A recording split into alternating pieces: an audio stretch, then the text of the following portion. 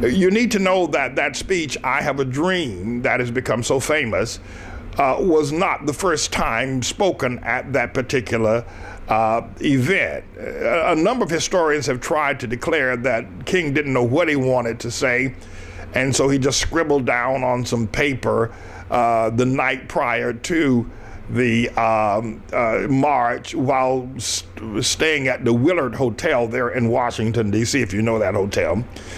I have a dream, as if it was kind of spontaneous and random. Nothing could be further from the truth. Dr. King, and I'm not here to slam him, I'm just here to set the record for us who need to know going forward what these others are trying to do to us by feeding us information that's not accurate. That speech, Dr. King, "I Have a Dream," had been preached at least 50 other times by Dr. King in several churches and conferences and meetings that he had had. He had said that "I have a dream that one day," whatever it is that he has said. And I'm not saying the speech is not a great speech. I'm simply saying it never took off. Nobody really paid any attention to it. In fact, a local pastor here in New York City by the name of Wyatt T. Walker of the Canaan Baptist Church here on 116th Street, who was at the march that day and in the jam session the night prior to the speech, advised Dr. King not to say that because it's tired. It was all worn out. It was old hat. Everybody had heard it 1,000 times. And so Watt Walker, who was a prolific preacher, said it just wasn't going to fly, and that King should try to find something fresh and something new to say. And I want to say that not because I'm trying to slam Dr. King. That's not what I'm trying to do. We need to know that that speech had Baptist preachers routinely preach sermons over and over again, and I mean, yes, a lot of people do that. But Baptist people, I think, preachers are the most proficient at rehashing old sermons. And so what happened on August 28th in terms of the "I Have a Dream" speech, though I think it was a great speech, mind you, I'm not taking anything away from it, a tremendous oratory, tremendous delivery. Yes, it was. It was just old hat. It was not spontaneous. It was not, something that just came up at that moment. It had been preached as many as 50 other times in churches and other institutions. So let's be clear about that. The other thing is now tomorrow, the Mac Daddy, Obama, is going to lead a delegation to the Lincoln Memorial, and they're going to have a second celebration, if you will, of the anniversary of 50 year today. My concern here is that nappy-head Ho Al Sharpton had a meeting on Saturday. He had Cory Booker there. He had Martin Luther King III there. He had, who else did he have? Bernice King was there, the daughter of Dr. Martin Luther King. And he was there. And a number of other people, I think, were there. John Lewis was there on this past Saturday. And they all got up and they had a smidgen of people. Maybe they had, 15, anywhere from 12 to 15,000 people who were paid staff. All the people that participated in that march on Saturday were paid staff. They weren't there because they were enthusiastic about marching and protesting or marching for jobs and freedom. They were there because they're on staff. Black people aren't interested in that kind of a thing anymore, mainly because, black people, they're too comfortable now with their track phones or whatever it is that they do. And a lot of black people are in jail. And so it wasn't, all the people you saw with Al Sharpton there on Saturday were paid staff. They were paid to be there, for one, either working in an organization with the NAACP, the Urban League, or whether they're running for some sort of office like Christine Quinn and Bill de Blasio and others that were there looking for, the black vote. It just seems, ridiculous that they got to have two marches.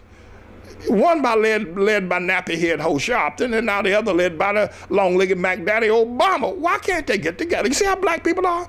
I mean, what a mess. So now Jesse Jackson, by the way, I think he was there with Al Sharpton on this past Saturday. Let's see who's going to be there for Obama. So it's been 50 years, right? John from Philadelphia said, after 50 years, black people are still marching for jobs and freedom. It's ridiculous. They have not been able to convert Dr. King's dream into any kind of reality. After 50 years, you got the highest unemployment for black people in the history of America. After 50 years of marching for jobs and freedom, you got more black people locked up in America than in the history of the planet. After 50 years of marching for jobs and freedom, the highest unemployment levels for blacks in the history of the world. 400,000 black people go to jail every year. You got 1.2 million black men locked up for crimes they committed and ought to be in jail, ought to be under the jailhouse or hung. And you got at least 5 million black people who've been in the penal system over the past 50 years. They've been in jail, they've been paroled, or they're dead, or they've been in and out of jail 3 or 4 different times, to the tune of 5 million black people after Dr. King's. Now, these are the results. This is where we are. You say, well, no, since Dr. King, we've got Oprah Winfrey, we've got, well, you can't say Bill Cosby, we got Robert Johnson, and we got a black president. Well, first of all, Obama's not, his mama's white, everybody. His mama's white. And you can say what you want, call me a racist if you want, it really doesn't matter that you do. But the man's mama's white, and she's Miss Ann. And if Obama, if somebody married a white woman today, let's say the year 2013, you're a young boy, he's 21 years old, he wants to marry a white girl, sees a pretty white girl, and he wants to marry her, and he marries her. We're at a time right now where the relationships, at least because of the power of God, not because of the power of the government, but during the time that Obama's mama had sex with Obama's daddy, it was against the law. It's called miscegenation. But at any rate, Obama's white. He's half white. But the other thing, he's not even American. So you see what a farce this is? It's a joke. This is an absolute joke.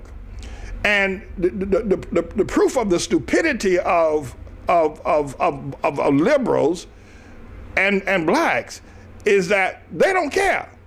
They don't have any morality. They don't have any integrity. They don't have any integrity about who their children date and how much dope they smoke. So they don't care about Obama being half white and half black. But they don't care anything about him being American. In fact, they're glad he's not an American. But the other thing is that after 50 years, right? After 50 years of marching and protesting for jobs, you got the highest unemployment, you got highest youth unemployment. 53% of all black men in New York City are without a job. So when you see 2 black men coming down the street in New York City, one of them definitely don't have a job, and the one that does have a job has a small piece of his vaccination shoulder shaved off, because it's 53%. So he's not even a whole man anymore as far as the job is concerned. But worse than that, across America, from sea to shining sea, black people are no longer fit for the workforce. Black people are no longer qualified to do jobs. You can't work them anymore. The only way you can get a black person a job is let them work for the post office or let them work for the government, where, even work for the police department. Anywhere all they have to do is show up and breathe and punch a clock and be able to punch it going out, then that's the way they can get money. But nobody expects black people to be ultra productive, to be discovering methods of this and that. You don't see black people in science labs, researching for cancer. You don't see black people doing that. They go to sleep, So black people are no longer fit for the workforce, mainly because you just can't deal with black people anymore. And the race relationship has gotten so bad that, so 50 years after Dr. King, look at where we are. And these are stats that you can't deny.